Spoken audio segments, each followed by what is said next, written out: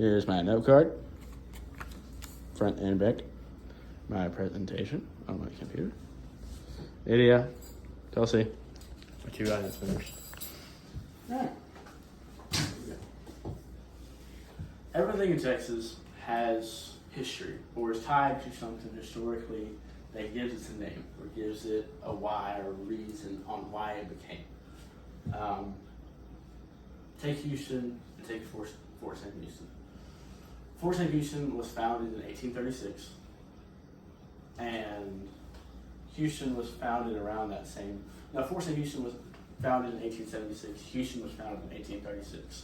Both have been around, but some may not know the history of either one of them. Both are tied to a prominent historical figure in the state. To me, I like to know the reason on why things are the way they are, or why they're named and how they came to be.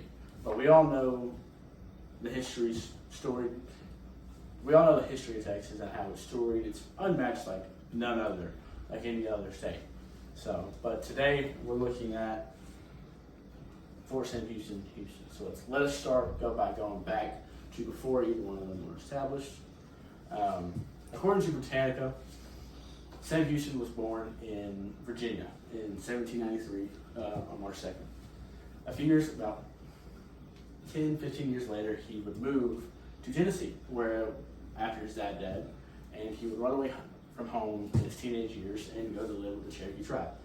He was raised there under them for 3 years, and after he was raised under them for 3 years under the Cherokee tribe, he would leave to go to the Battle of 1812. He would enlist himself at the age of 19 years old and become an active military member in the U.S. Army.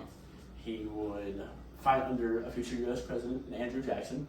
He would make a lasting impression on Andrew Jackson, and this would help him politically in his career later down the line. After joining the Army and after the Battle of 1812 ends, later on he would become a governor of Tennessee at the age of 34 in 1827. Here, this is his first real political impact. He would become the governor. He would become a political member and make lasting impressions on other people, more so Andrew Jackson, and continued building that relationship. He would resign from being the governor of Tennessee 2 years later, in 1829, after a dilemma had happened, after a scandal had happened that would drop him out of the limelight. But through this, he would become a storied man. And as a storied man, he would make a lasting impression on another state that he's not even from. So in 1832, he would cross over and join the Texas state. He would become a Mexican resident, so to speak, because they're under Mexican rule at this point. He would start a law firm in Nacogdoches, Texas. He would leave his family in Tennessee and start a new family in the state of Texas. He would become an active member of the Congress and everything that has to go with that, and still kind of keep his political side. And here he would become the commander-in-chief for the Texan Army in the battle, in the Texas Revolution. After the Battle of Gonzales happens in 1835, he would become a commander-in-chief, be voted upon. He would lead the Texan Army to a win in the in the Texan Revolution after defeating Santa Anna in the Battle of San Jacinto. He would become president of Texas once they gained their own independence. He would become president in 1836 to 1838, and once again in 1841 to 1844, due to his success of being a military member of the Texan Army at the time. According to History.com, he would become an active member of the Senate even after his presidency. He would leave the Senate in 1859.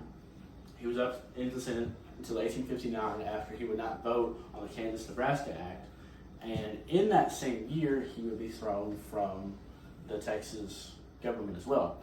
So Houston's downfall would become due to his success for the state.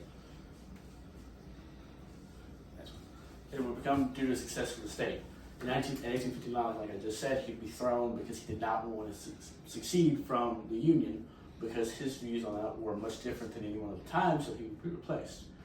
After this, he would move to Huntsville, Texas with his family. He had 8 children, I believe, and one of those children were in the Confederacy, and he would still have some favoritism towards that son, but he did not stand for the values of what the Confederates stood for.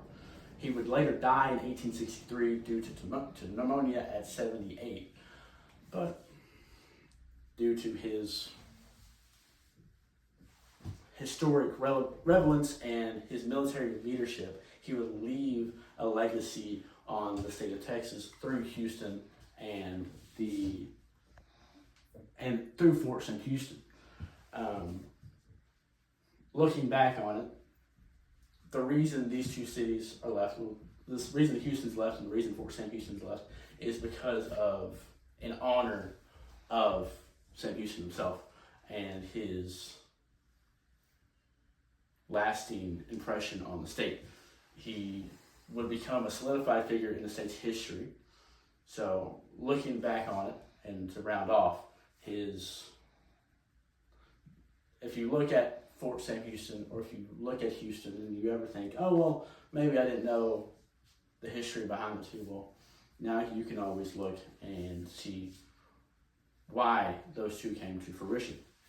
But these are some fun facts about Fort Sam Houston and about Sam Houston himself. Fort Sam Houston was founded in 1876, oldest medical training in the world, and Houston is a big city, 4th largest in the United States, and is the largest in the state of Texas. How it all ties together is, like I said earlier on, to round off, Fort Sam and Houston are left in honor of Sam Houston himself. So, thank you.